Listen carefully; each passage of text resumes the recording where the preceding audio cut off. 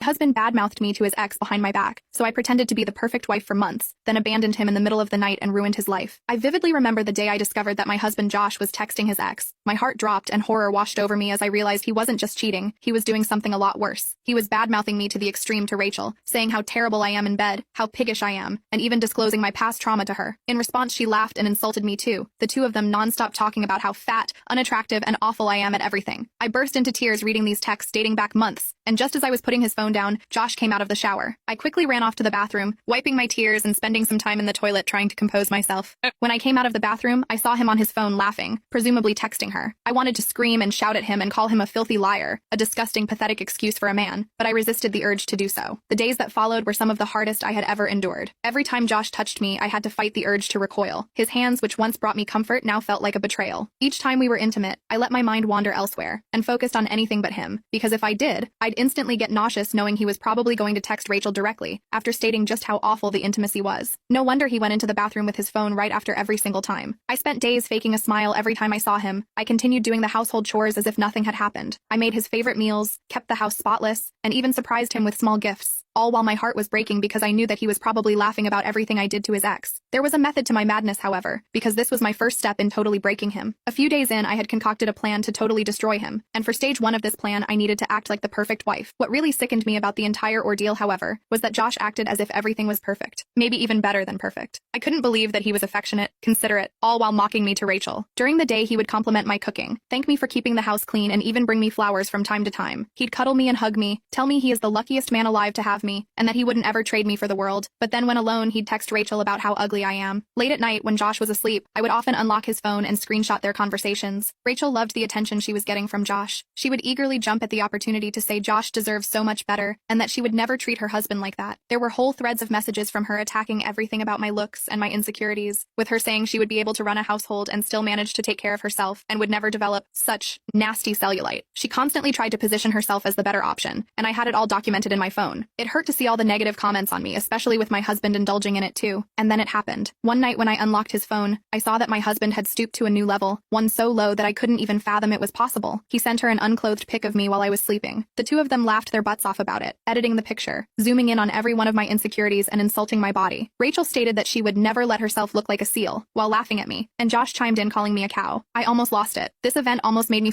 Click the link in my profile to watch the exciting follow-up.